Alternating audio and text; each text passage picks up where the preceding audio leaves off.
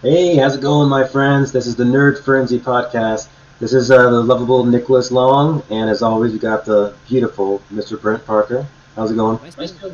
I'm good. Am I still beautiful? Did you see where my face made me look all yellow? I minimized the screen and I have a cyberpunk background that is a stark yellow, and I assumed for one moment there I looked like a fucking bumblebee or something. It just like saturated me in yellow, and I felt like an idiot. Just that's how I like to start the podcast. I don't like to start by looking cool and clever. I like to start looking like a moron, so I set expectations at an incredible low. That way it surprises me and I'm better. Oh, I love talking to you, buddy, because you always have something very witty and charming to say. I love it. Yep, not self-deprecating. Always wit, always charm. That's definitely what we do here. Like, They say that there's some comics, like, they say never to be self-deprecating, but there's some comics like Kevin Hart, who's always self-deprecating, and he's considered number one of all time. yeah, I think. So. Oh, go ahead. No, so I think that depends on. So the good thing about you is you also present an obvious amount of confidence, and when you say stuff like that, it's obvious you're joking, and it's beautiful because it kind of shows your charm.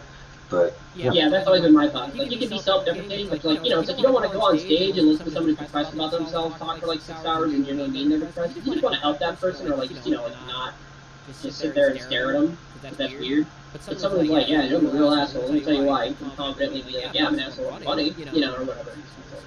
It's way funner to listen to that.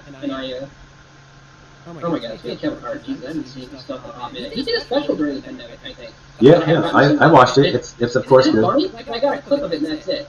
Yeah, it is very good. It's sadly I've noticed that, and not that it's getting bad by any means, because Kevin Hart the guy is still hilarious as always, but I've noticed that his stand-ups have went down since his very first one. And yeah. He kind of got into it a lot, and he started. You could see like the first one, he had that like he used that whole like I'm in the truck, I'm waving at the girls, we stop at a gas station, and I jump out, and the little 5'3" me jumps out, and the girls are all looking at me, and then he did that kind of thing, and then it seemed like the other times he came after that, he was already a big deal. And you and I were in the Navy at that point, and I remember sharing a berthing with 84 people.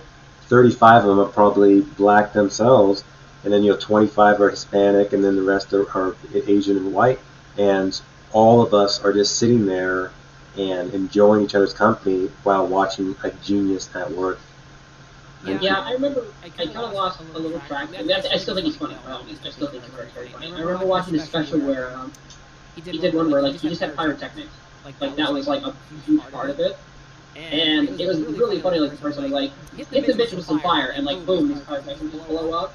But then I remember as I watched through that, I went, wow, that's a lot of money to spend on that. And as I kind of just continued to watch him, I realized like a lot of his material didn't necessarily resonate as directly as it used to when he first started out. But I think that's the thing, right? If you're a ground level comedian, like everything you say kind of needs to really be either shocking or eye-opening or very, very, very relatable. And I think Kevin Hart is still a relatable individual. I just think he definitely went through a phase where he was so big that it was kind of like, I was like, wow, you are humongous. I don't know why you're still doing stand-up specials. You're doing films at this point, so it just kind of felt a little lost. Sorry, I know it's weird. I didn't think we planned to talk about Kevin Hart, but glad we are. No, we are. The good thing is we can stop any moment. I've noticed I've seen two skip frames though, two drop frames. It's art. Let me read it to you. Yeah, drop frames would indicate your system is hiccuping, more or less. It's gonna have a stutter probably, or it's gonna have something in there Nick, that it's gonna like it's gonna either definitive drop in quality, whether like literal audio drop or picture drop or both. You're gonna have a little hiccup. That's what a drop frame would mean. And generally speaking, drop frames relates to two sides of the drop frames. It relates to if you're live, it relates to possibly your bandwidth. If you're just recording, it relates to your CPU power and CPU usage and your video encoding usage. So it's one of those things.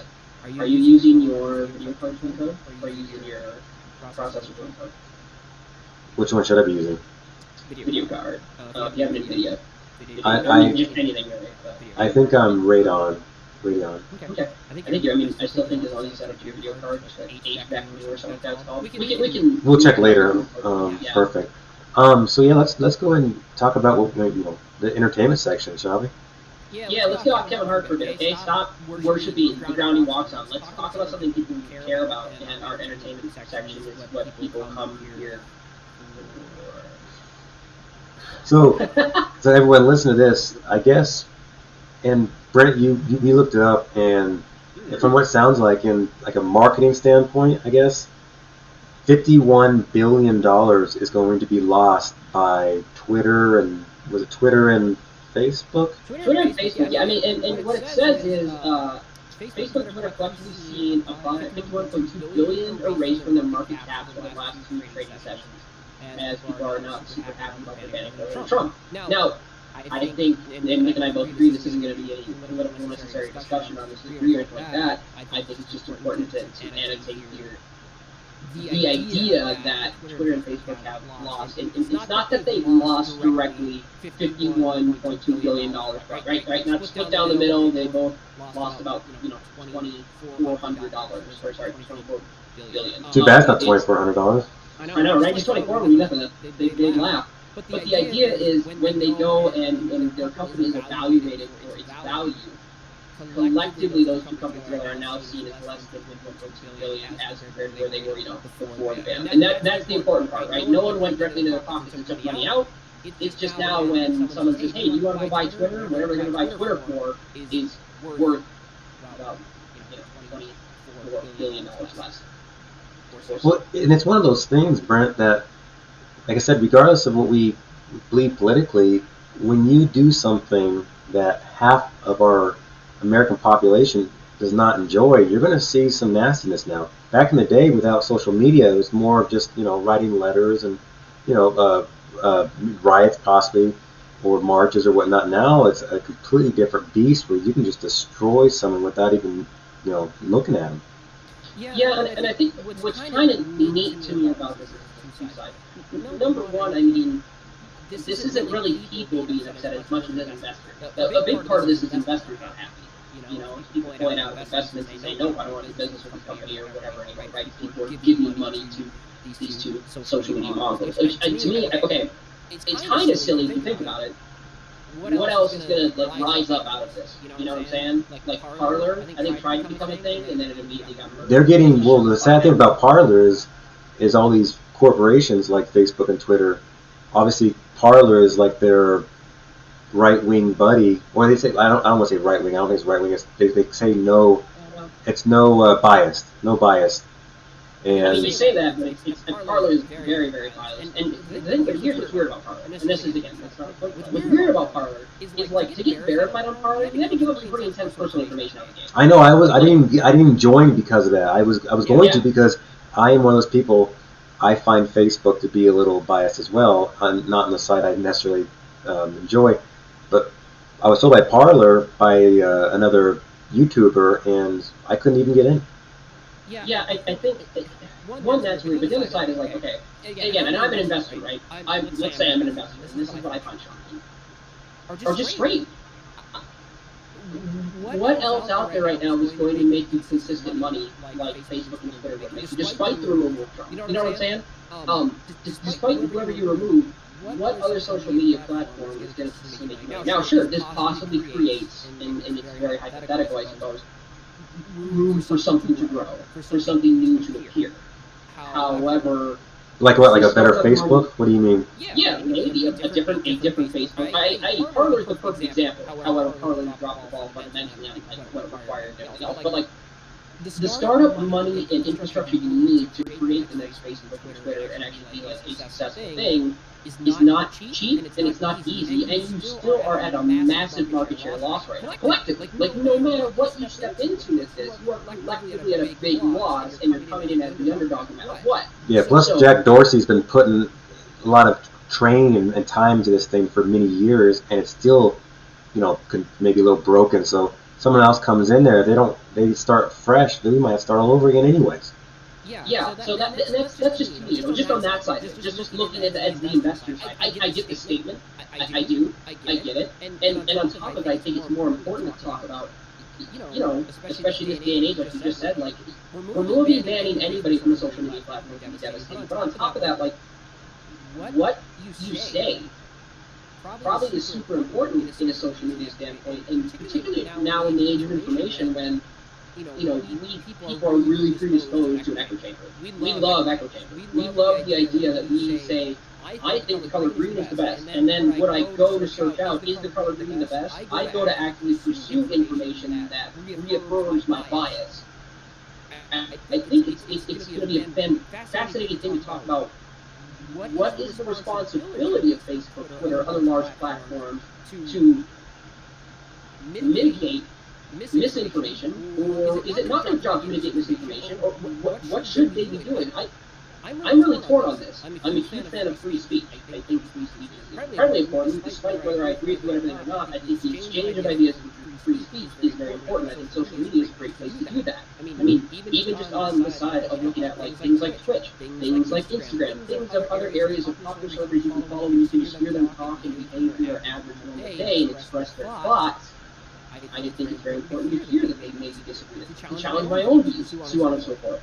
That's the only way we can grow anyways, sadly. And it sucks because we always say like the best way to grow is to fail, and sometimes that's just not an answer we want to hear, especially when it comes to what's built into our design. What mom and dad or our heroes taught us, and then all of a sudden someone's telling us something completely else and saying this is the right way, or the moral way, or what.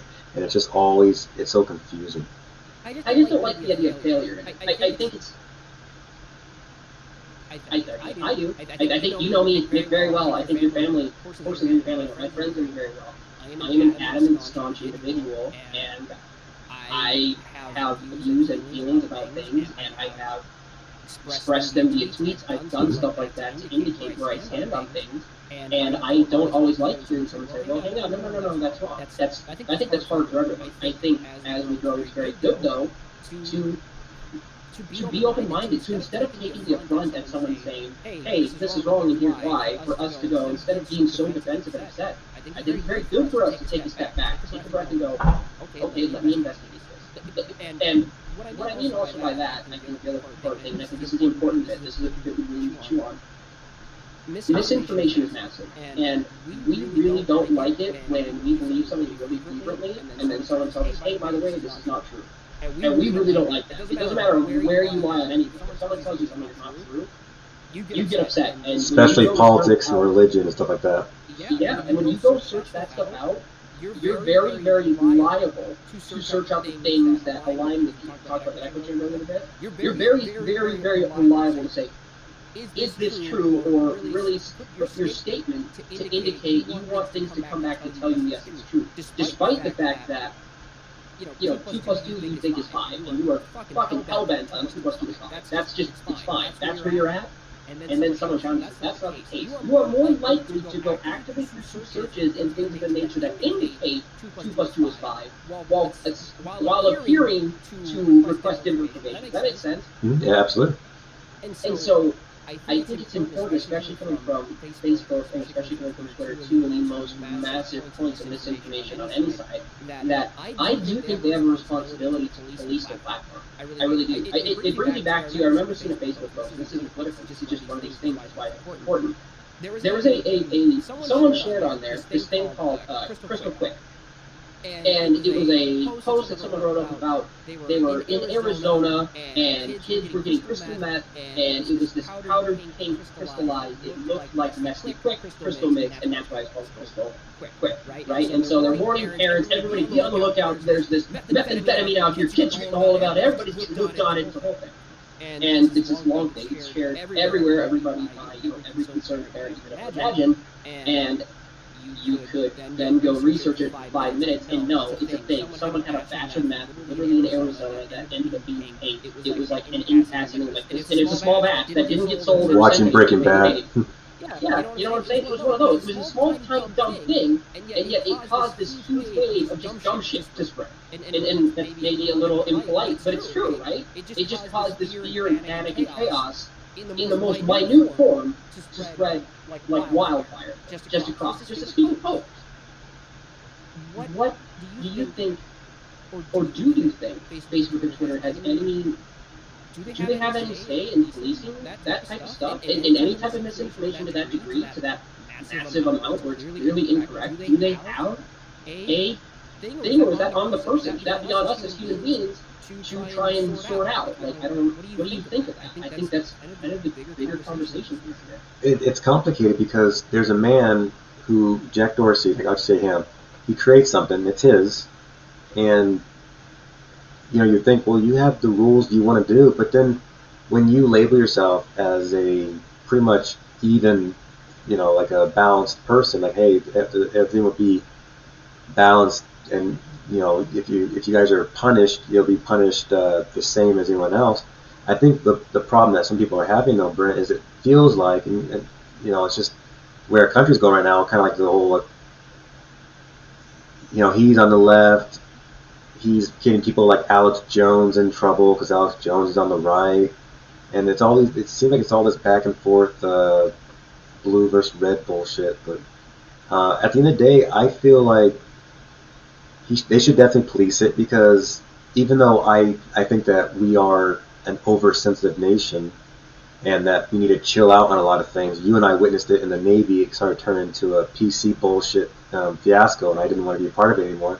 And I'm really tired of pretty much now being scared to say anything that could trigger someone, and it scares me. So I feel like when someone has a responsibility on social networking, if they're not, and if they got to be careful, if you stick up for this one person but not that person, it's going to look biased no matter how you slice it. If you stick up for the trans person but not the white straight person, it's going to start pissing people off. And I think that's what's happening in some kind of level, maybe not by the creators or whatnot, but it's happening some kind of level where there is a certain kind of agenda being put back and forth or something like that, and people are getting a little scared about it. That's why they're trying to go to places like Parler and stuff like that in the first place, and then 50%, maybe more, who knows, because most people that are in big cities vote for the left, and then people who live in usually places like like farmers, stuff like that, vote for the right, and then Christians and all that kind of thing. And so it's usually big cities versus little towns, and that also kind of affects social networking itself too. You come from different places, and then you see people like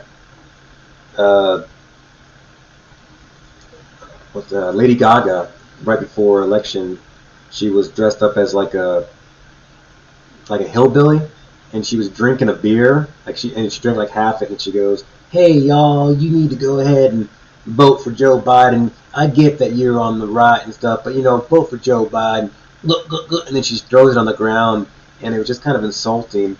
And it's through stuff like social networking that I'm just like, geez, sometimes I wish this stupid thing was never created. But then I look at all the good things too. So it's a hard one, Brent. There's really no right or wrong answer, I don't think. What do you think, bud? I don't know if I'm as good. I think maybe we're worried about two different things. I think maybe some of your concerns are about maybe the sensitivity of the there's nothing wrong with the way we lean. I personally don't care if anybody's on anywhere getting bad because somebody's defending white straight males or trans males, I don't. None of that shit cares. I don't care about anything of that nature. What I personally care about, and I think is the bigger thing that I think everybody should care about, is if anybody with influence and power, be it celebrity, be it a sports individual, be it a president, be it a senator, be it whoever, if they're going to go on a social media anywhere, they're going to go on any particular type of rant, or they're going to try and quote or say something. A really good example of this before social media.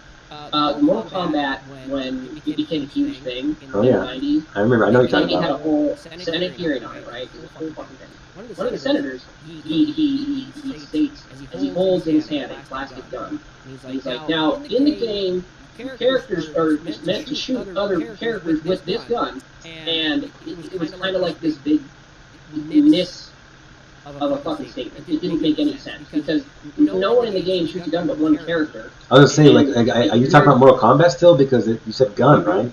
Yeah, and this is kind of my particular point here.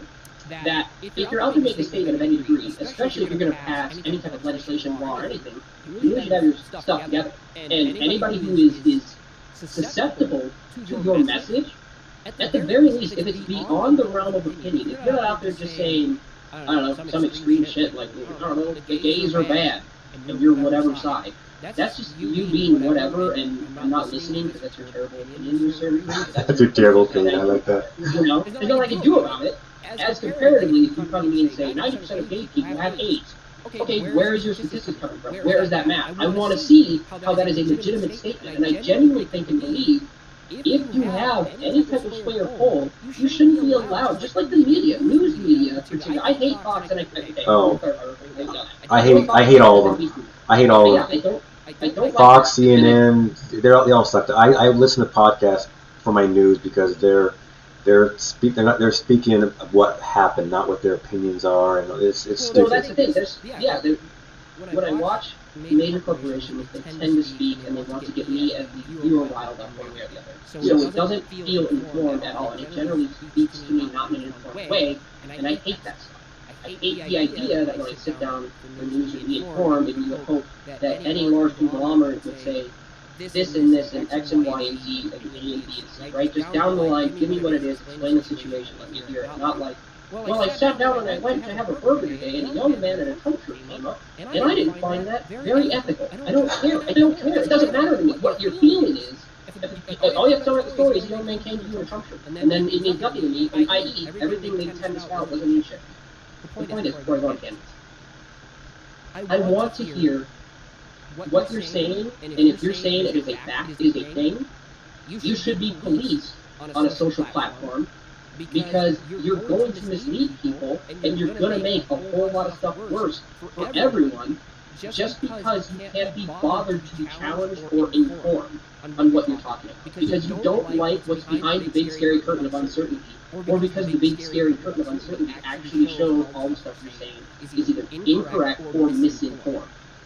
I think, that being said, it's a very hard line to draw, and that sucks. Well, because Brent, first of all, most people read the headline, and that's it on something, and then they put out on their Facebooks or their any kind of social networking, listen to this, everyone, and they have no idea. If they would have read a little bit more, they would have found out. Like if it says China kills babies, and you're like, oh no, I'm telling everyone, and then you read into it, you find out China kills baby crickets because crickets have plague disease.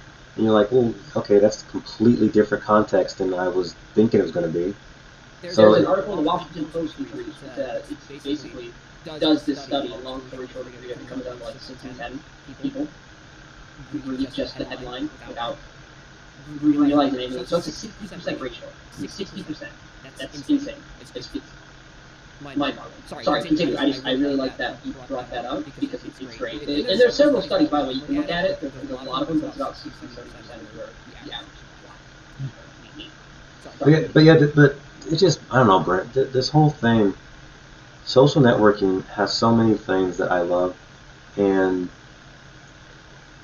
then there's things like I feel, and maybe it's just the society we live in right now. Everything's all scary, but I can't even get on Facebook or Twitter or Instagram because there's just so much bullshit going on in it. It's just a lot of hatred and and don't get me wrong, I mean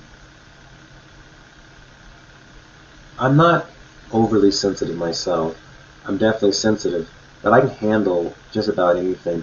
But it's one of those things that I feel like people on social networking, they get this false power. And they're the ones who are bullied in real life, so they're bullying on the internet. And I feel like a lot of social networking evilness is coming from those kind of people. The ones that are just angry and they want to put it out, their frustrations out on the world and just have anarchy. And it seems to me like lately Twitter and Facebook and all these have kind of been the catalyst on these kind of people destroying. But I also try to think about all the cool stuff going on too. So it's I mean, the thing is, like, I don't think you're wrong by any means. Thank God for Facebook for my mom. Like, that sounds weird. No, I get it. Right? Like, it keeps you in touch with family, keeps everything for friends, and does all that other stuff. And then that's the point. That's where it all started, with being able to just reach out across the nation in an effective way. Hey, I remember you, and I kind of really enjoy you as a person. We should just annotate what's going on in our lives periodically, a small message for between us. We should do that. And I think that's great. I think I also do think there is a particular thing that maybe we should annotate talking about echo chambers. We also sometimes actively choose to perceive these places as toxic. I think right now between the two of us, how we maybe view things across the board politically, I don't see as much toxicity as much as I just do. I see a lot of people who are tired. And then that's not a political stance. On both sides. Tired, yeah, and I think that's a thing. And I think it's easy to see, we're always going to look at that lens about it, that perspective about it. Like the really good thing that makes it is when Chris and I watched the election end, we both were just satisfied that it felt like now if I went to Twitter or something, I went somewhere, there was a certain portion of it where like, to me it was weird.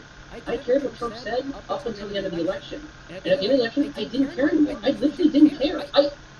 For fun fact, to show how uninformed I am and how much I just stopped caring because it literally was a weight off of me that I realized my president no longer could just, he could spout whatever he wanted, but soon he just wouldn't be in the White House. Not, again, a political line, he just wouldn't be there. He wouldn't be there to be a representative of my nation. I don't give a shit what he has to say anymore. And the perfect example of that is when everything happened in D.C., I didn't know he even made inflammatory remarks until I was watching what was happening. I didn't know, because that's how little I care.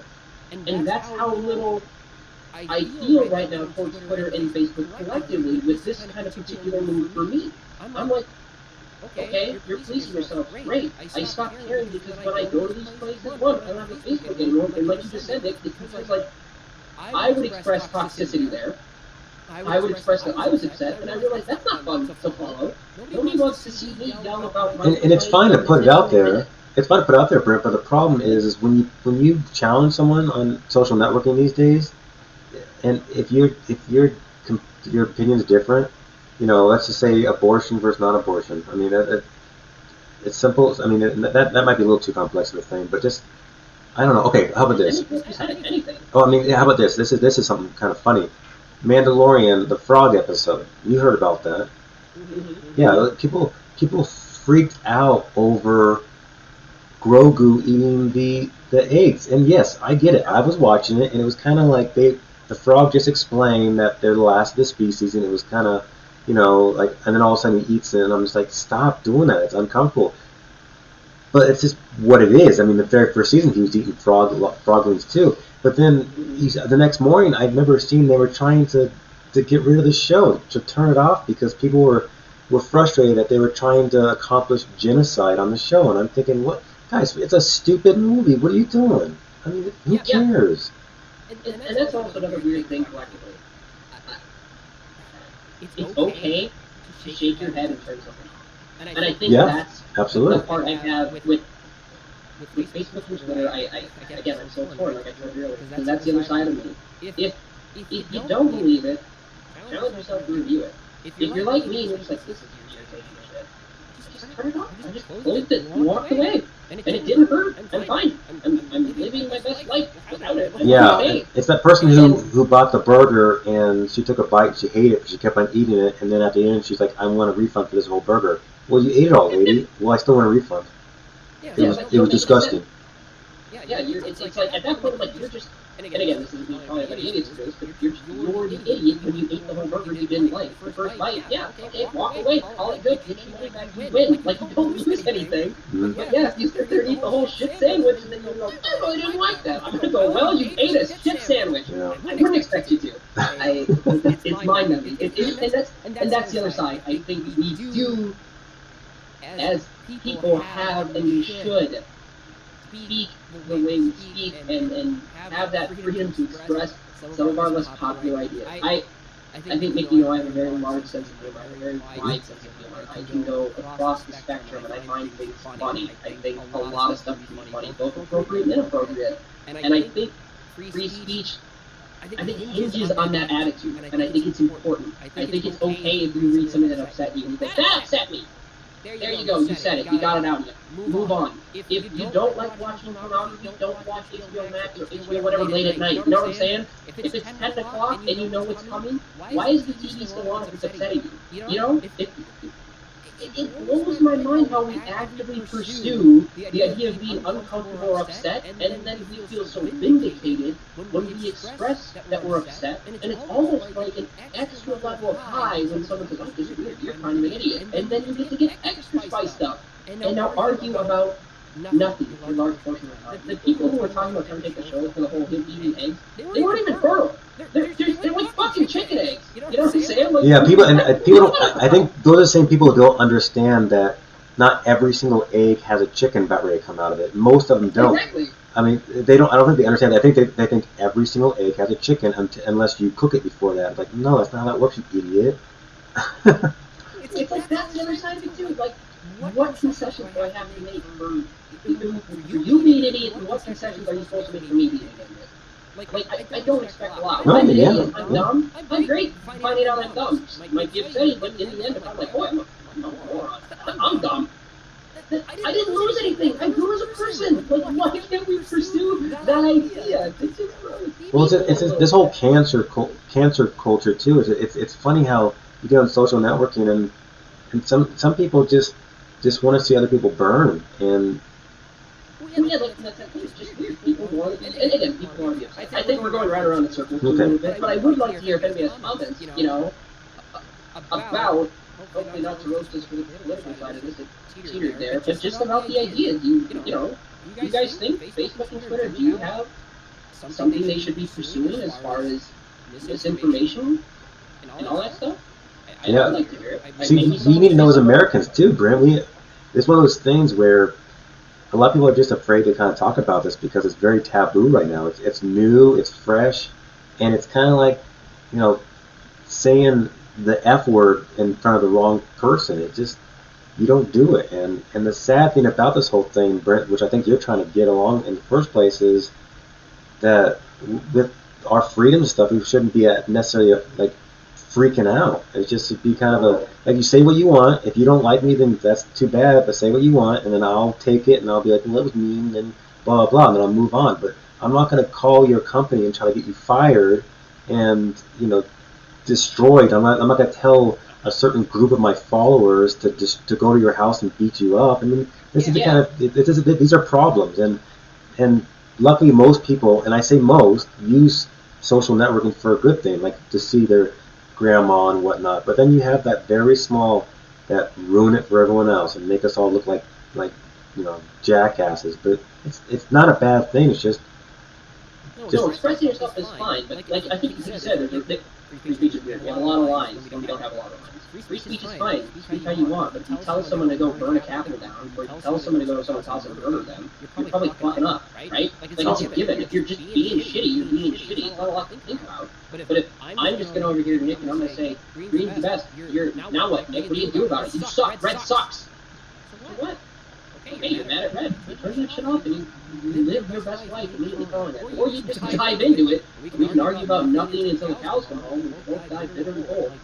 Which just seems to be the popular thing these days, is to dive into it instead, which is, it's funny because, in celebrities, that's one of those things, I don't know how you feel about this, but I'm tired of celebrities trying to tell me how I need to feel about things. I'm tired of people like Lady Gaga or Gal Gadot singing songs about Imagine All the People to try to make me feel better and stuff. Oh no, I did hate it. I probably talked to you about this a few times because it really rubbed me the wrong way, and I wish Gal Gadot would rub me the right way. Dude, I respect that. Right? Gal Gadot's a very, very pretty. I would spend an hour just saying about Gal Gadot in general. But I'm with you. I appreciate the idea behind what they did. I did too. But the collective thing is like, don't worry guys, it's gonna get better. And I'm like, you're a multimillionaire, you chill, and maybe and that goes into a lot of other stuff I would ask for that multimillionaire to do. But collectively, don't condescend to me and sing this song. I appreciate these beautiful songs, you're great. Yeah, you look great doing it. Maybe do something else with your time and effort and money rather than make me understand like brief sympathy you share with me for the fucking 6 seconds you're in the song. Yeah. I said the F word a lot in this one. I'm sorry so far. This does get me. That gets me upset. It gets me just. Go give money to something. Just do that instead. Don't sing to me. Go give money to something. Don't care what it is. Just go give money to something. And don't tell me about it. Don't tell me about it either. That's another thing. I think our celebrities would be real heroes if they just. And I know a lot of them do. But if they just did things and then just did them, and then didn't say, "Hey, camera crew, come over here and take a look at what I'm doing." And I hate whenever social media does that too. When they those kids, those YouTubers that will always have money with them, and they'll be walking around and they'll start giving it to homeless people, and oh, what a nice guy he is. And I'm thinking, no, this guy's gonna get millions of views and get all that money back and then some, and then he's literally doing this all for the recognition, and it makes me sick. Yeah. And that's some social networking I despise. And then a lot of people love that kind of stuff. And then I also love the kind of stuff where you see celebrities go to hospitals and love on the kids. So, John Cena is known for he broke the record of the most hospitals or Make-A-Wish, the Make-A-Wish Foundation. And the thing is, it's not like I never see him go out in any call this morning. Maybe it's no ignorance. As far as I understand, Mr. Cena doesn't say, "Hey, by the way, visiting 12 hospitals today, gonna get it, boys." I never see that. I've never heard of him doing that. He just gives back to his fans and people who are less fortunate by far, and he actively pursues small brothers, and many of them do. So I think we clearly just both agree that that's the thing, right? I don't want social media to give me a false sense of sympathy or I should feel bad or for stuff or whatever. Just don't condescend to me if you're rich. Do something with your money, your time, and your energy. Do that. Don't sing to me and tell me it's going to be okay, well, buddy. That's fucking mean and dumb, and it makes me angry. Instead, don't make the video at all. Don't give money, and then someone will obscurely report. By the way, you guys, like Gal Gadot just gave like $200 million to X, Y, and Z.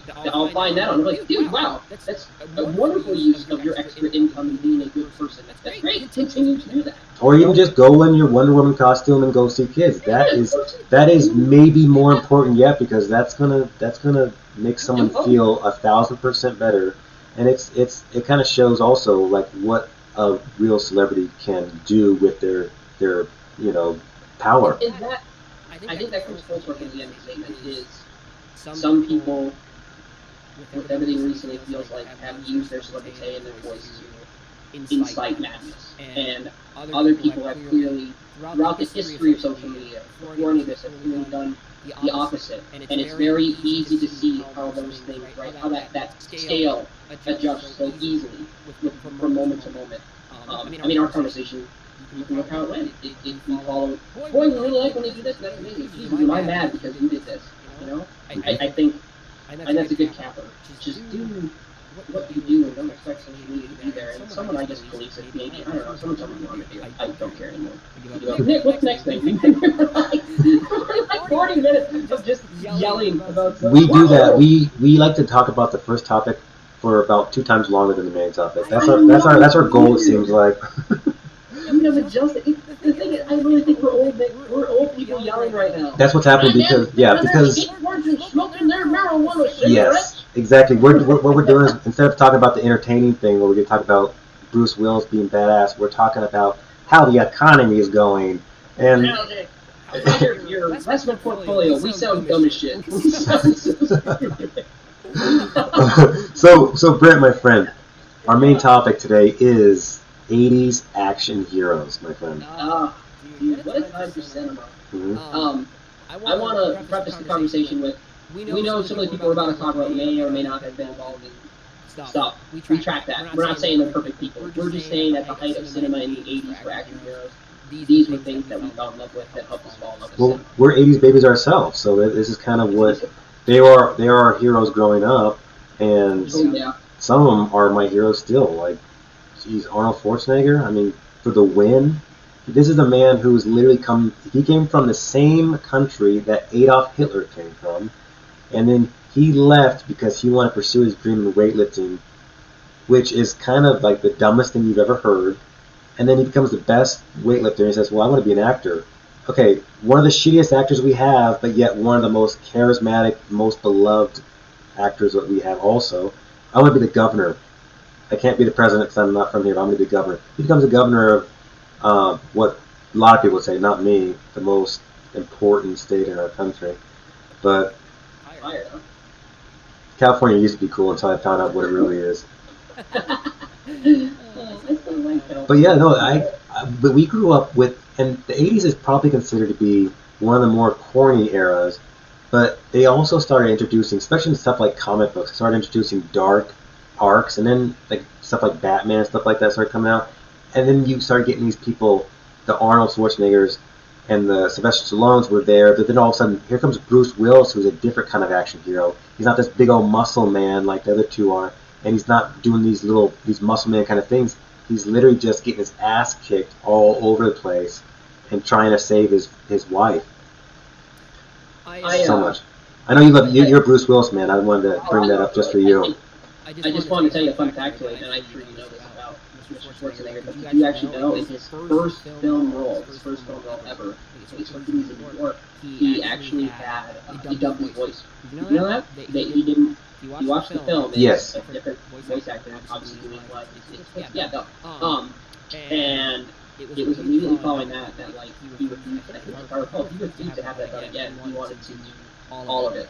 And I think that's just an awesome statement. The idea that he actually came into cinema at a time where they're like, ooh, people are not going to like your accent, so we're not, you know what, you look great, physically, you look wonderful, so that's perfect, but you're going to go ahead and not be in, your mouth words around to do so. And I think it's fantastic. He's like, no, I'm going to do that too, and by the way, I'm going to make Conan, and people are going to love me. And then it turns out, we fucking love Conan. I would watch that film, any one of them, right now. So I love those films. I'm not a fan of the third one, but that's not him. That was Jason Momoa. But it wasn't a bad film, it just wasn't... Oh, not in a great way. It wasn't in the same way I love the other one. We'll come back to that. We have to, just because I like Jason Momoa a lot, was probably part of it, and I think that film was really true to Conan.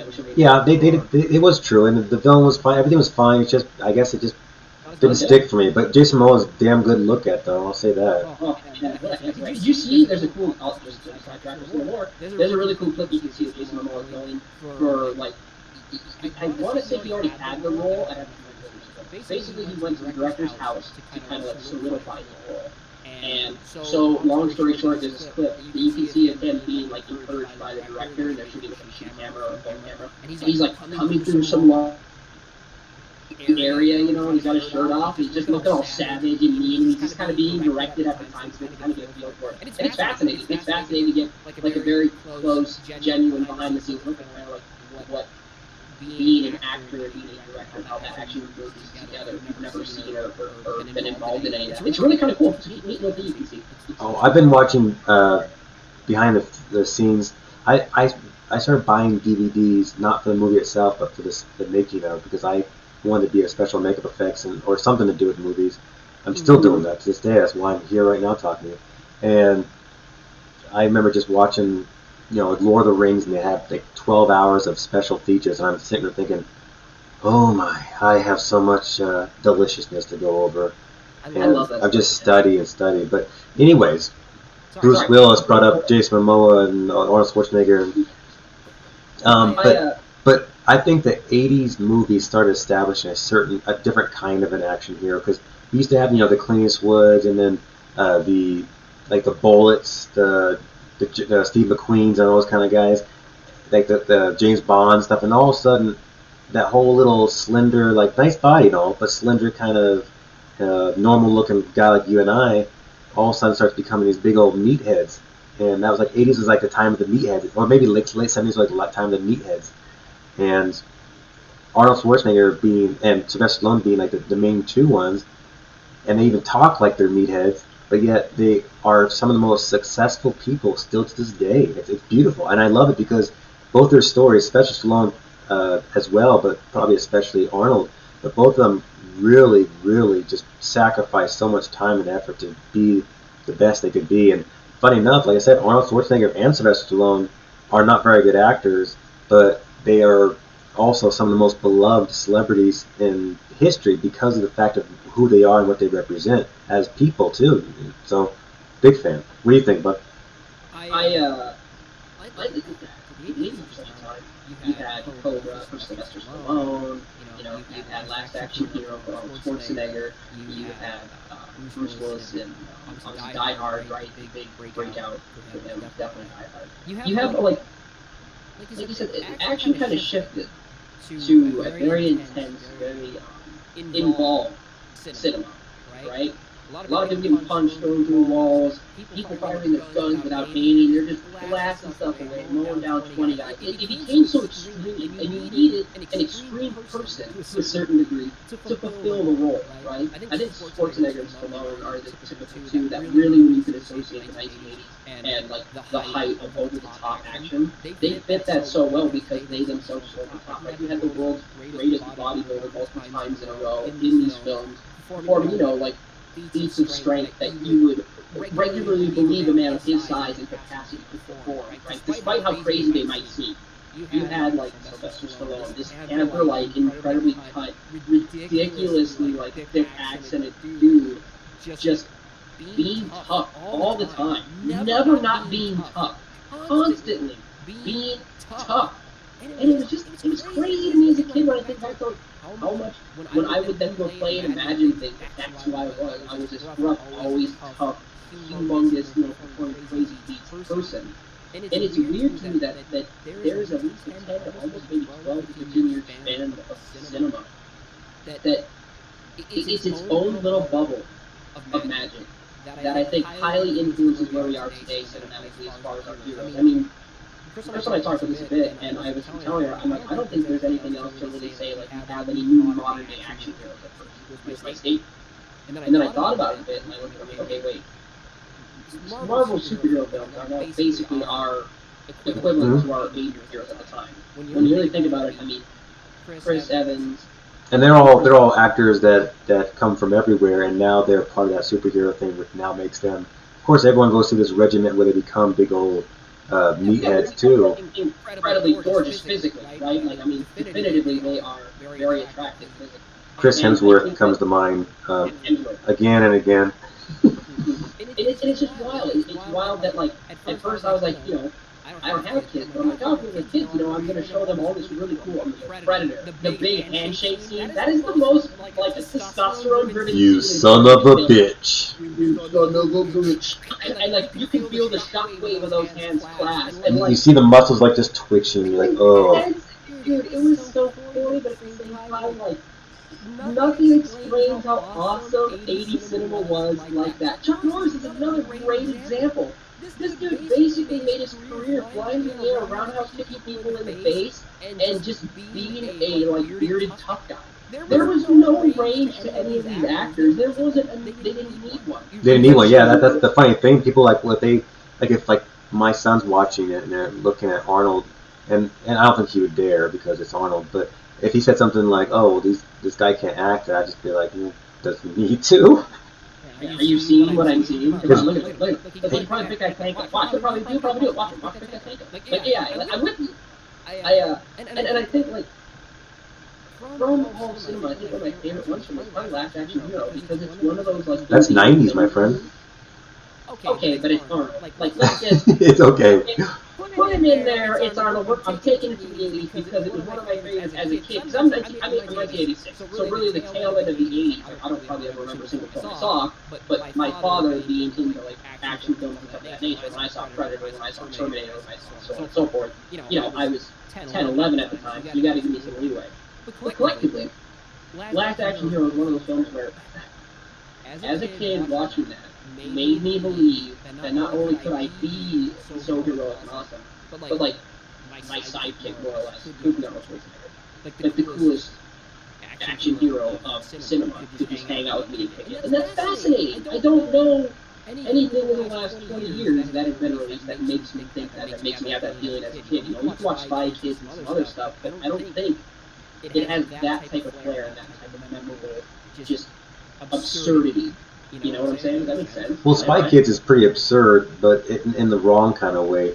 I mean, and I feel bad because Robert Rodriguez is a very good director, but his kids' movies are... the first Spy Kids was good, the second one was okay, and then they started being dumb after that. But there's a certain thing, and it's weird because to this day, like whenever I'm... Because I, meet a reader, I walk, 10 miles a day, and sometimes when I'm going through like those hard routes, I start just kind of thinking about myself as like a, barbarian like Conan, and I start just walking differently, and I literally start telling myself, Conan the Barbarian, and I just start walking differently, and it completely changes my mood.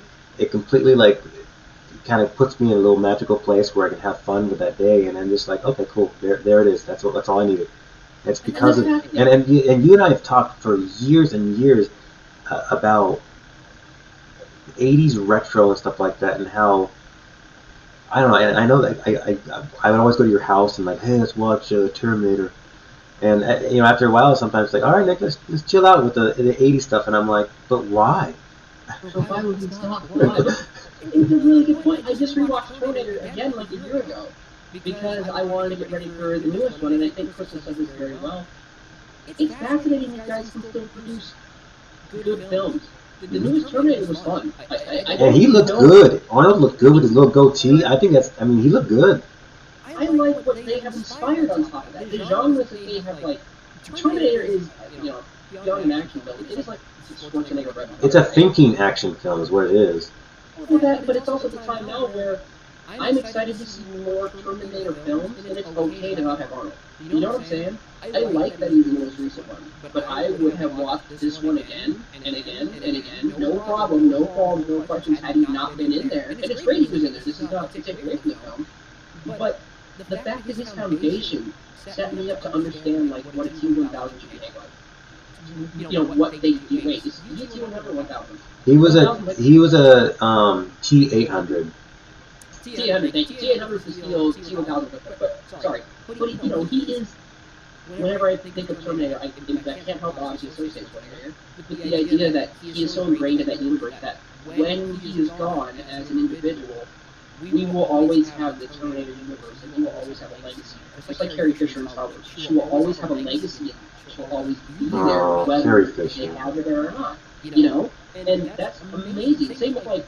I remember when I watched the trailer for Expendables, I couldn't stop laughing, but also be excited like a 6-year-old. Because the prep was insane. But it was insane in the best 1980s way. You just took all my favorite heroes of the 80s, smashed them together like an Avengers film, and then you're told that you're going to watch over the top stuff. And I went, oh, I don't know. Yeah, that movie should have been called Nostalgia.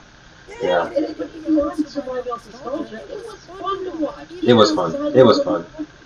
And that's the thing. All of them saying their one-liners and stuff like that. It was beautiful. It was great. And so, just to kind of throw it back to you, like, what do you think about, like, what films in that era, in the 1980s? I mean, what sits with you that, like, you have kids, you have family that are they're going to grow up and you're going to share your favorite, action films with them, particularly from that time and space. Which one are you just either waiting on or just chomping at the bit to finally let them experience and see kind of like the magic of that cinema? Well, funny enough, we haven't even talked about him yet, but I from what my mom and dad told me, and I kind of remember this I actually kind of remember it vividly. I used to watch Indiana Jones and the Temple of Doom apparently twice or 3 times a day, and I remember I was 5, 6, 7 years old. I remember that scene when they're on the bridge and the crocodiles are they're all waiting on the bottom, and Harrison Ford, his shirt's ripped, and you see, and it's Harrison Ford, you're thinking, okay, you're not that tough of a guy, but you see his arms, and he is a tough guy. You're like, oh, you look great, brother. You look great. And I remember thinking, and this is like one of those guys, like I said, it's not like Arnold or Sylvester. This is one of those guys that would get his ass kicked a lot, and he, kind of make a mistake, and he'd like, oh shit, what did I do? And then it didn't really happen. It happened to Bruce Willis happened to him a lot, and then happened to Harrison Ford's characters a lot. But they always had the whole like, oh, I'm gonna get my ass kicked for a while in this, and that was more refreshing sometimes than Arnold. So I think like when Logan is of age, aka 3 years old, I will definitely be putting on some Indiana Jones and trying to reinforce to him that if he doesn't act like that, then he's a shit. To me, yeah, I respect that. What do you think, Bud? Which one hits you the most? I mean, I don't know if it hits me the most, but and I don't know how this is definitely the 80s are more than the favorite 90s. But Die Hard is #1, which is again that's 80s. But that's the film that just like, dude, that's my film. I can still watch that and anything. I love that film so much. Well, because first of all, this is a hero that's somewhat realistic, and that's I think because Arnold and Sylvester, they were over the top characters, but this is a guy who's like, oh, I mean, he was a badass cop, don't get me wrong, but he wasn't like this jacked like. Can run up these stairs 10 times faster than anyone else. He was just a guy who was kind of a prick and kind of an asshole, and but yet needed to do what he needed to do to save his woman. Yeah, the Die Hard series itself, and I defend everything. Not 2, not 2 and 5. I will defend 2 because of 5. I think 2 was easy to defend because 5 is okay, I'll give you that because 2 is way better than 5. 5 was good. And I think I did. I watched one. I think I watched one of them. Did I watch 5 with you? I want to say I watched one with you, and it would have been 5 because that's the only movie I ever watched of that series and go, oh, I hated it. Yeah, we watched it. I was excited because I hadn't seen it yet. We were amped up, and I'm like, dude, let's watch this. I can't wait. It's realistic, Die Hard. Like, and it's back to rated R because the one before that was 13, which was okay because it was still good. It was still good movies, but yeah. What a great film, Die Hard 4. It was. I liked it too. He was a good villain. What's his face? Beautiful man. Timothy Oliphant. He was a cool villain. It was like a computer programmer that's pissed off. And I remember thinking, like, this whole movie's fun, entertaining, energetic, just like the other 3. And then all of a sudden 5 comes and just, it's disgusting. I hated 5. Yeah. And just to mention it, but Die Hard would be the film set that I would show my child. Like, you have to love this because if you don't, you're clearly not mine, and we have to go do a DNA test. That's the thing about, and this is just me rant on Die Hard a little bit. Die Hard 1 and Die Hard 2 are roughly the same exact film. One's just an airport, and one's not as good as one was not called Die Hard 2, though. One was called another Bruce Willis movie. But Die Hard was Die Hard. Isn't that what it's Die Harder? Die Hard? No. It wasn't even a Die Hard movie. It was another Bruce Willis movie, but it was not doing well. Oh, yeah. So they changed it Die Hard, and then the studio brought more money in, and they kind of bullshit, but. In those 2 films, it's rough, yeah, no one really grows. It's fine. You don't care. John and his wife still have issues, the whole thing, and it's fine. It's the holidays. It literally repeats itself. Then you get to number 3, and number 3 is a fascinating shift. That's my favorite. That's my favorite. That's my favorite. 1 and 3 are my favorites. 3 is my favorite. Samuel Jackson's chemistry with Bruce Willis is just beautiful. I get it. No, I get it. And 1 is, I know, I get it. Like when he's in those tight spaces and he's talking to the cop. He's like, hey, wait, you know. But 3 was great because it had 2 of them. It had him and Samuel Jackson. So it had like built on his character. It actually mentioned kind of neat social things that are still relevant today, and that's special. It's very special to me that without going into them, it's nice that the film takes itself a little more seriously. Mm-hmm. It really does, and it has a cool plot twist to it, where instead of saving everyone, it's all about heist. It's a whole damn thing, and it's fantastic. It's really good. Jeremy Irons is a good villain in it too. Oh, yeah, it's great. And then number 4 does the same thing. It doesn't. We just see an older, wiser, but still just as bitter and as broken of a man as we can. Mm-hmm. That's what I find fascinating about the series, is they do incremental nudges and nods to you, the viewer, saying, hey, remember in the other one, like, things were going great here? Well, now they've completely fallen off the map. Now he's lost the relationship with his daughter. Yeah, he's lost it with his wife in the second one, and third one, yeah. And that's what it is about the Die Hard series. I think Die Hard does a fantastic job of being a very special action film by being the hero gets beat up, right? Like you said, the hero gets the shit beat out. But the hero wins through sheer determination and doing the right thing, so to speak, right? Even though after the movie's over, you know he's still going to be miserable.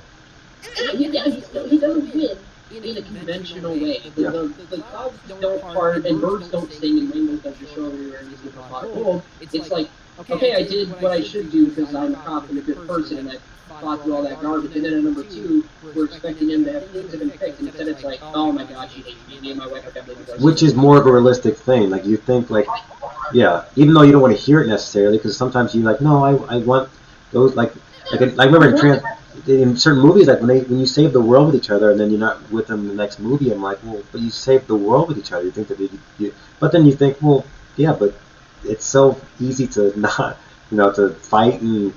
Yeah. It's easy to be human. That's to me what is so special about it. Like I really like coming back to also one that we have forgotten to mention that I think we would be remiss to not mention just because it's great. Steven Seagal, Fire Down Below, Under Siege 2. I grew up with Under Siege. I'm not a big fan of Steven Seagal as a person, so it's hard for me to like him as an action star. I'm not huge on Seagal, but you cannot deny the fact that basically Seagal became iconic at roughly the same time Willis and everybody else big was on the scene like that. Seagal was around doing all those Under Siege. Yeah, and he was a real martial artist, and I appreciate the craft. And from what people tell me, tell me. They call me personally, but what I found out is that. Let me tell you this. It takes about 2 installments. Sit down and go and get the paper out. Okay, I'll allow it. This is for your podcast. It's a podcast with 13 followers, so we must get this immediately. So get it right. More subscribing, everyone. Get to it. Stop bebopping around. I need 14, or else. Or else nothing happens. Or else we'll just bitch about it on the next episode. You want to hear that, boys? Sorry, continue. This is gone out of hand. Sorry. Two more movies that I have to talk about. One being half the Rocky movies, some of the cornier ones, but still great. Like I would say that Rocky 4, even though might be on the cornier side of Rockies, it's so funny how it worked this way, but it's probably the movie that most will talk about. The when he fights the Russian. Hey, I just want to make sure. I remember Rocky 1 because he loses, number 2 because he wins. I don't remember number 3. Yeah. 3 is Mr. T and Hulk Hogan. 4 is Rocky. 5 is that stupid kid he trains and then he turns on him. 6 is Rocky Balboa, and then you start going into the Creed movies. Yeah, I basically stopped Rocky at 4 because it really was the captain of the great series. But yeah, that Rocky's memorable because again he loses, right? Yeah, he loses. Yeah, he does all this stuff. You see him go through all this torment, and then at the end of it, he loses. And I don't know if they've ever made a sports movie like that where you lost. And the cool thing about it is it shows, in a kind of a realistic portrayal too, that his heart got him a lot further, but he still lost. Because he was going against the best in the whole world. It does not make sense for a normal guy who's like, before he started training real hardcore with Mickey, he was probably a 8-16 boxer. And they're like, hey, we'll just give any guy a chance. So he did that raffle thing, and then Philadelphia, and we got the Italian Stallion, and he's just like, hey, yo, what's up? And they're like, oh, this guy's not going to do anything. But then you see throughout the movie that he's going for it. He's finding the eye of the tiger, and I like how at the end he does not win, but he goes the distance, and he literally scares the shit out of Creed the whole time. There's a part whenever it shows Creed, and he's sitting there looking at him because Rocky gets back up and he does this, and then Creed just looking at him going, "Jeez, man." Apollo, this is a fine looking specimen. So, and the first couple Rocky movies, he was kind of just not a blob, but Rocky was kind of fat a little bit, had a little fat to him. He's just kind of normal looking dude, but yeah, he was just beautiful. And so Rocky started in the '70s, so I don't know, but the '80s, like Rocky 3 through like Rocky 4 were great, and then of course, my friend, I'm sure you love this too. Speaking of Apollo, Carl Weathers, Predator, my friend. Oh God, yes. Predator. What a great idea to be, hunted by an alien, and then take that alien into the cities, and then have the hero be completely different police officer. What a bold take, by the way. Like you really consider what was successful at the time and what worked, and how Predator was basically steroid monkeys walking around blowing shit up and then getting hunted, and then a steroid monkey being the last one left. And I use that term just because they're big guys on steroids. But I only ever heard steroid monkey before, but so thanks for putting that in my dictionary. Your repertoire. Call your friends who steroid monkeys. It'll be fun. Anyway, I think it's just fascinating that then they go, okay, well, we're going to flip the script completely. We all know cop movies are in, so what the Predator was probably. We did that, and holy shit, was good. It was so tense. It was so fun to watch. Two's underrated. I think the only problem with 2 is that it didn't have Arnold in it, and people were pissed about that. But like you said it perfectly. The tone and everything was completely different. It was a cop movie, and it was dramatic, and it was gritty, but it also had a predator running around. Yeah, it was great. It was a great adaptation to what, because they could have phoned it in just as easily and been like, okay, just put more guys in a different jungle somewhere, more soldiers, make Arnold come to second. You could have done that, right? You could have been just as successful, if not more. But I appreciate the effort they went to say, no. We're going to switch things up. We're turning something around. What's his, I can't remember the lead actor of Predator 2. What's his name? Danny Glover. Thank you. Yeah, and what a pick on top of it. I mean, he had definitely the voice. He had the grit. Well, he had the lethal weapon going for him, so we already loved him. Yeah. Speaking of another 80s, Mel Gibson and Danny Glover. Unfortunately, when Mr. Gibson went through the collective, you can watch all his old stuff. It's great. Payback is a fun film. His new stuff is great too, brother. His directing stuff. Actually, he was across the. The Fat Man was really good too. Okay, thank God you brought that up. The person who wants to watch bad films saw that trailer, and it was so absurd. It was so absurd that I literally was like, I have to watch this. I haven't gotten time to sit down and watch it yet. Watch it. But Watch it. it looks so stupid, but at the same time, everybody takes it so seriously that I am excited. Well, that's a Quentin Tarantino thing right there sometimes, or a Robert Rodriguez thing, where it's almost like this could be, this is on the border of being an Oscar winner or being a porn. Quentin's like he's at that little slice where it's like, if you just do one more raunchy thing, this is going to be a porn. It's going to feel like a porn. And so some directors are like that, yeah. Yeah, and that's that. But and the point is, sorry, to go back to Predator, they did such good work going the way they did. To this day, now that I'm older, when I was a kid, I'll admit, I didn't notice how drastically different it was, so to speak. I knew Arnold wasn't in it, I knew there weren't just a bunch of muscle-bound dudes and stuff. I got that all put together. But now that I'm older and I really, I just look at the film differently and a little more appreciatively, it is fascinating that they took that risk. I would love to hear when they have the discussion about Predator, like... Well, it's because they couldn't get Arnold Schwarzenegger, Brent. Well, yeah, but at the same time, you could get any muscle-bound person. You know what I'm saying? Like, it's not just the Arnold side of it. Well, that's what it was, though. They said that they were trying to bring him back and he didn't want to be part of it, so that's when they changed the whole story for the cities. I don't know if they were going to do Jungle or what they were going to do, but that's when they changed the whole, like, cop thing feel. So he literally was the reason why they started back at square one again. I want to hear that conversation. Yeah, I remember hearing it. It's like one of those top 10 things I was listening to, and I was doing it on Predator and Predator 2, and that's what they were talking about, saying they couldn't get Arnold to switch things around like completely. That is fascinating, and that's cool. But that's the 80s. They made the best of what they could, yeah. That's the best what they could, and then again, I think they crushed it. Predator 2, you can sit down and watch it actually well put together film. The plot is it doesn't really have a lot of. It's not messy. It's pretty simple, which is great. It's pretty damn simple. There's just a predator out there doing stuff, and the cops have to help stone people. It's easy peasy, man. It's not hard. It's so simple. They did something that was refreshingly made it the movie well too. Is they added the whole trophy system. You see all the alien trophies, and this is kind of telling you like, oh, this predator. Because the first one, you kind of can tell the predator just out to fight like a badass. So but you don't know anything about it.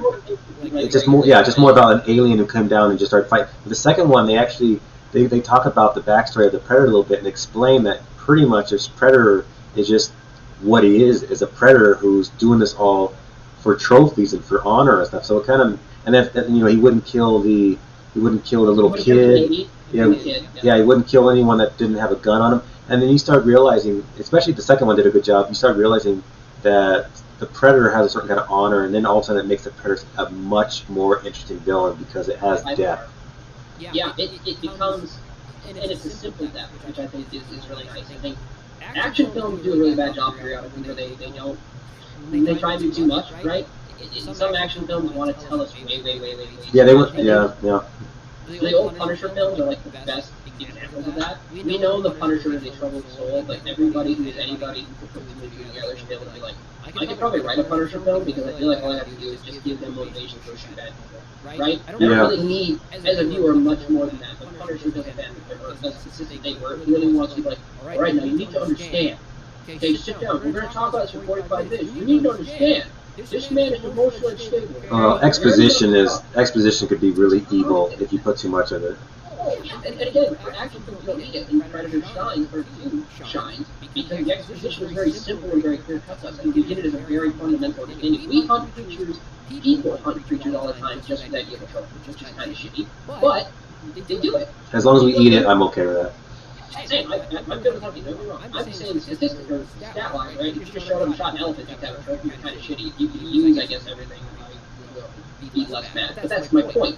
The Predator shows up, and all of a sudden, the whole thing that we know and understand innately in our brains, now we're the prey, and also it's like, wait, am I okay with this? The idea that a species sees itself above me to hunt me for game, but I'm smart enough to fight back, like, what? That's awesome. That's cool. That's a cool plot for people. And you don't have to say much about, like you said, it's simple, but simple is not. I don't know why people think simple is a bad thing. As long as you are able to convey through a lot of different ways the primary purpose of your either antagonist or protagonist, then you've done your job. And that's fine. And they did with Predator because they didn't show much in the first one. Just a little taste, and then the second one they show a little bit more. And by the way, at the end, whenever he kills the Predator, and then the other Predators come and offer him that old gun to kind of show, like, you have killed one of us, and we want to honor you, and then we're going to leave you alone because, you're badass. So good job, high five. I thought, what a cool way to. And I remember thinking, even though I love Predator 1 better than 2, I mean, I can't help it, but 2's ending was better than 1 because it was kind of showing a little bit of more of a flair to this whole underworld of what's going on with these predators over here. They're not just dudes. They're actually, like, there's something going on with them. And then of course they did all the other movies that started kind of showing that they actually have a backstory. I mean, society, a culture, a structure, everything. They have a whole thing. I think what I like to just annotate too, I love that then they put the alien and predator world together. I think that's so cool. I think I don't know how planned that was per se, but then, like, when you saw, like, the alien trophy, I just remember thinking how cool that idea is. That the alien is horrifying. Xenomorph is terrifying. Collectively, Alien 1, 2, oh my, Alien. That's what I should have been talking about, Brent. Aliens. Yeah. Honestly, here's the thing, Nick. Super surprised you haven't gotten into Alien. I know. Because I was thinking of the 80's, and then I forgot that because the original Alien is 1979, so I thought I'm not going to talk about that. But I actually enjoy Aliens better. That's 1986. When you were born. Okay, so I'm going to change my answer. Even though I love Harrison Ford and stuff, I think that, especially for anyone, but you want to see a badass heroine like Alan Ripley. This is a woman. Aliens. Okay, I'm just going to paint the scene for everyone. If you haven't seen the movie, watch it. There's a woman who is badass, but she's also real. You see her, she's scared, she's freaking out, but she's also like, I gotta save this girl. So this whole time she's freaking out, she's killing all these aliens, and she's like, but she knows what she has to do. And I remember thinking, this is the first time I ever remember watching like a convincing female badass superhero kind of portrayal, because it wasn't hammy, it wasn't like phoned in, it was very real. Like she was scared. You could see she was scared, but she also had that mother instinct where she's like, I have to do this even though I don't want to do this. And I remember thinking, that's the first time I ever watched like a movie of that kind of caliber and going, oh my gosh, that I feel that. And usually like an Arnold Schwarzenegger movie you wouldn't feel that, but I felt it whenever she did it. And I remember thinking, okay, first of all, Sigourney Weaver, I have a crush on you, even though everyone always tells me that she looks kind of not like a beautiful princess that I think she looks like. A+ word. Yeah, I'll get A+. I remember seeing her in what was the movie with the Star Trek, the one with Tim Allen, Galaxy Quest. I remember she had the blonde hair and they pushed up her boobs, and I'm thinking like, oh my gosh, you sexy little thing. And this is a good movie too. Hey, buddy, we should probably pick our next topic. What do you think about that? At some point we should. I do want to say I feel like this is one that is so easy to come back to. I mean, just to even dive into some of these films, just the way they're shot, the cinematography, the storyboarding, everything is some of these are just Alien in particular, that universe of Predator is, oh my god, you should definitely sit down and yell at them 2 hours. Yeah, and please give us some more comments, guys. Who are your guys' favorite action stars? There's so many that we missed. Yeah, action stars, action movies. You know what, Jackie Chan? We totally didn't touch on Chan. My dad loved Jackie Chan. Oh, and I grew up. My first email was because I was a big fan of Adam Sandler and Jackie Chan at the time. My first email was chansandler@hotmail.com. Look at you, sir. I like the Jews and the Chinese people. What can I say? I'm all around kind of a guy. You're a lover of all people. That's right. Clearly from that email says it. But yeah, there's so much good stuff. I would love to hear people's preferred and favorites, and that film that you can't wait to share with friends, family, or whoever. Especially like if you have kids, I think it's fascinating to hear like what are you excited to show them from like back in the day? Because like God, look at everything we have now. It's so intense, right? There's so much graphical fidelity to all this other stuff, and just all of our current again superhero films just point at it. But let's go back to when men used to just shoot machine guns with one hand and another machine gun with another hand. Yeah, nail and kill 60 people with that those. Let's go back. Tell me what you guys say or something. I think it's fascinating. I agree. And we paid money for it, knowing what we were going to get, which tells you right there that that's what we wanted. Gosh, I like how you just you set the mood. You want to end this correctly, and I appreciate that. You seduce me anyways. I like that they did that thing with the Well, while you're doing that, let me go and pick the next topic, shall I? Dude, topic. Don't make it sorry. Thank you. Alright, so there might be some bad ones, because I've been putting the ones in that people have been recommending, too. So if we get a bad one, I'll blame them. Yeah, that's fair. Well, it better be fair. Alright, I have now picked our lucky thing. Ooh, this is one I've been wanting to do. Special makeup effects masters and special makeup effects movies.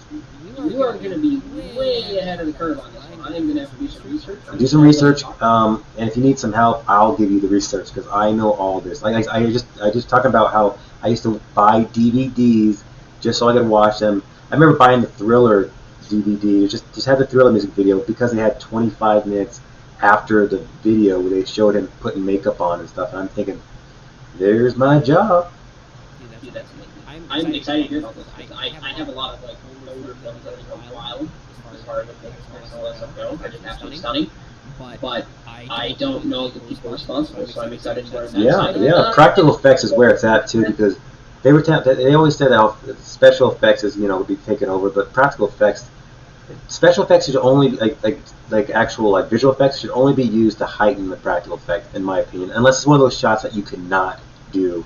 Yeah, I think it depends. I mean, like, it makes me think of that Muppet TV show out in space that I hated. The Muppet TV show in outer space. What was that called? It was the Jim Henson. Oh, it's actually the Muppets. Oh, Muppets in outer space. No, called.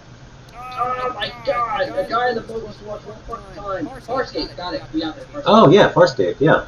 That's the show that I don't love because I don't like.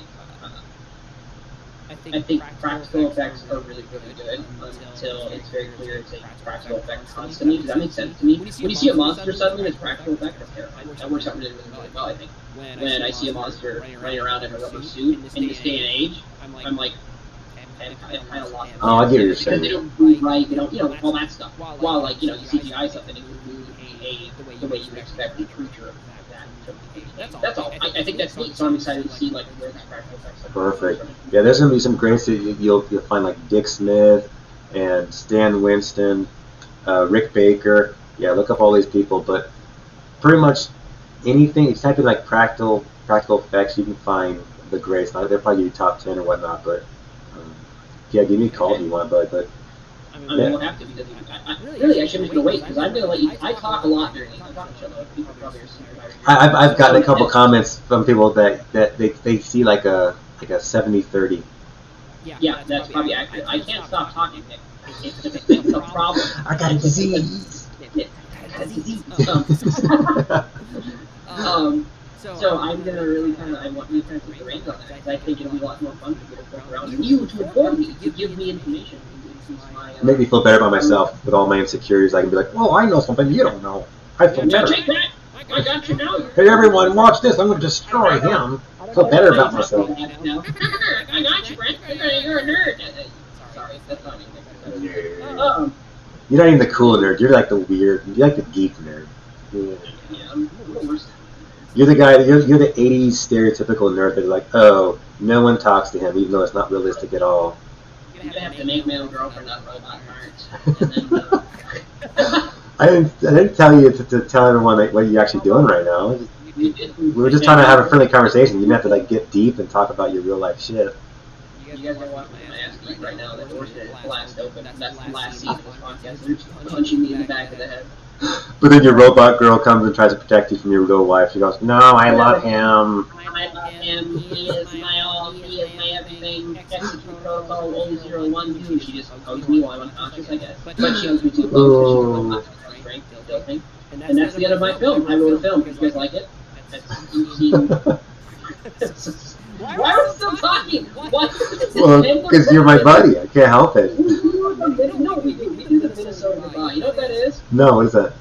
Where we talk, we say, okay, hey, I'll see you later, and we talk for 20 more goddamn minutes. Then we go, well, I guess we better get going. We talk for 5 more minutes, and then we finally go, okay, well, weather's getting bad, I'm out of here, and then we finally leave. You hang up. No, you hang up.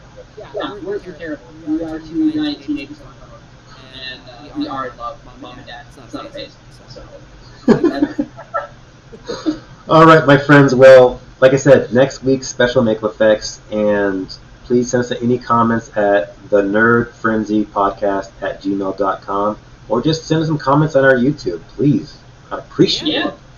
It'd be great to know what's going on. We'd really appreciate it. But Nick, I'm gonna finally let you go. You probably have family back to you and people that care about you, and all that good stuff, and they probably want your time and energy. And not as much as I want it, but I will let them have it. I'm gonna go watch Pen 15 for the second time with my wife because it's hilarious. It's about girls and puberty and all. It's kind of like Big Mouth, but not a cartoon. Yeah. Pen 15. It's really good, and my wife and she got me into it because she likes Broad City, so she likes those kind of like chick fun stuff, and they're hilarious in Broad City. So I wanted to watch Pen 15, and it's actually more of a realistic portrayal of what women have to go through puberty, and it's kind of scary. I mean, I feel bad for them, and of course, it kind of shows a little bit what boys go through too. But yeah, I recommend it. Pen 15 or Penis. I just put that together, bro. You just put together? I knew that joke when I was like 13, man. Come on. I am an idiot that I literally just took that long to recognize that is what that meant. I am so stupid. Dude, I'm old. I'm looking old. Okay, now you're really part of the Penis Club. Yeah, I suck now. All right. Well, Brent, I love you, buddy, and I can't wait to talk to you next week. If you need to talk to me about the special makeup effects or you need to talk about the baby we're going to have, please give me a call. And everyone else, I love all you guys. Thanks for everything. And Brent, I love you, buddy. I love you, Nick. You be safe, man. Thanks, everybody, for hanging out. You too. The Nerd Frenzy Podcast, everyone. Love you guys. Take care. Bye, guys. The Nerd Frenzy Podcast.